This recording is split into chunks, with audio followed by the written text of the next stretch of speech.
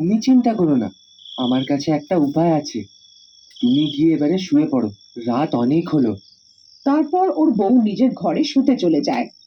পরের দিন বিরজু আবার জঙ্গলে কাঠ কাটতে যায়। বিরজু ভয় ভয়ে জঙ্গলে পৌঁছায় আর কাঠ কাটতে লাগে। হে ঠাকুর, তাড়াতাড়ি আমি এই কাঠগুলো এখান থেকে কেটে চলে যাই। এখনো অবধি তো ওই ডাইনিটার ছিটে ফোটাও দেখা যাচ্ছে না। একটা কাজ করি, ও সেটাও আজ কেটে নি, যাতে কালকে আর জঙ্গলে না আসতে হয় আমাকে। তখন লোভের চোটে ও আরো কাঠ কাটতে লাগে। তখনই অন্ধকার হয়ে যায় আর ভয়ঙ্কর আওয়াজ আসতে থাকে। আরে, এ কেমন আওয়াজ আসছে? আমি বেশি লোভের জন্যে কোনো ভুল তো করে দিইনি? তারপর ও ভয়ের চোটে এদিক ওদিক দেখতে লাগে। আপনি ফেরত এসে গেলেন? আমি কখন থেকে তোমার অপেক্ষা করছিলাম। কাল তো তুমি ভয় পেয়ে পালিয়ে গেছিলে। আমি তো ভাবলাম তুমি আর ফেরতে আসবে না। কে কে কে- কে ওখানে? এখনই আমার সামনে এসো। তারপর ওর ডাইনির কথা মনে পড়লো। আরে না না, দরকার আছে, ওইখান থেকেই বলে দাও। তখনই ওই ডাইনি ওখানে চলে আসে। আরে বাপরে, এ তো ডাইনি। বিরজু ওই ডাইনির দিকে পেছন ফিরিয়ে দাঁড়িয়ে পড়ে আর ডাইনি ওখানে চলে আসে। রাজা বাবু, তুমি কেমন আছো? কালকে তুমি আমার থেকে ভয় পেয়ে পালিয়ে কেন গেছিলে?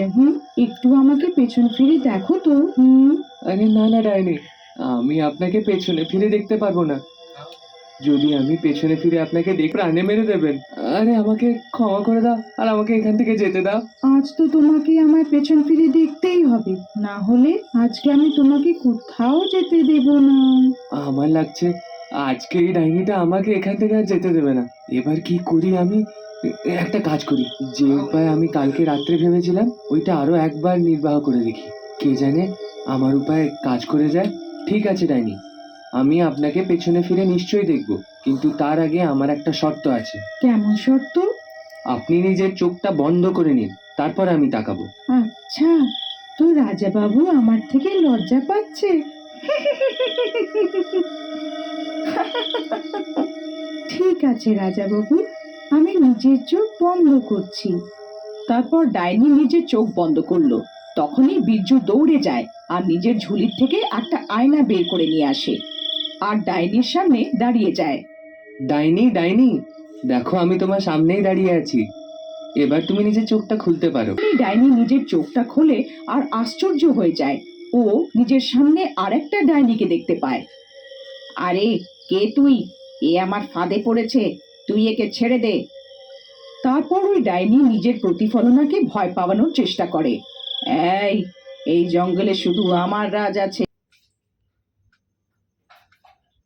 দেখায়। আরে, পালিয়ে যায়। আরে পালাও রে, নিজের প্রাণ বাঁচিয়ে পালাও। মনে হয় আমার উপায়টা কাজ করে গেছে। তারপর ও দৌড়ে দৌড়ে গ্রামে গেল আর গ্রামের লোকেদের সব কথা বলল। ওখানে অন্যদিকে ডাইনি নিজের প্রতিফলনাকে ভয় পাওয়ানোর চেষ্টা করতে থাকে। আরে ভাইরা, জানো তো আমার উপায়টা কাজ করে গেছে। আমি ডাইনি, কারণ ও যত নিজের ছায়াকে ভয় পাওয়ানোর চেষ্টা করে, ওর ছায়াকে ততটাই ভয় পাওয়ায়। আমার কাছে একটা উপায় আছে, যদি তোমরা সাহায্য করো আমরা সব দিনের জন্য এই ডাইনির হাত থেকে মুক্তি পেতে পারি। তারপর বিরজু নিজের উপায়ের কথা গ্রামের লোকেদেরকে বলে। ঠিক আছে ভাই বিরজু, তোমার উপায়তে আমার দম লাগছে। চলো আমরা এক্ষুনি জঙ্গলের দিকে যাই।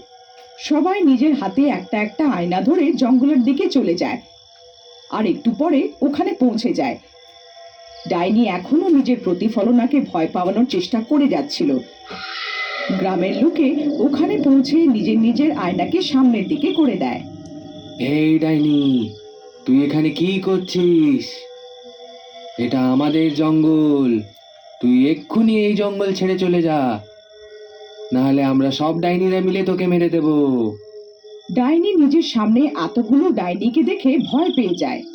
হায় রে, এতগুলো ডাইনি কোথা থেকে চলে এলো! এবার লাগছে আমাকে এই জঙ্গল ছেড়ে এখান থেকে যেতেই হবে। তারপর ওই ডাইনি ওই জঙ্গল থেকে পালিয়ে যায়। বিরজু দাদার জয়, বিরজু দাদার জয়। আরে বাহ বিরজু দাদা, আপনার উপায়টা তো কাজ করে গেল। বিরজু দাদার জয়।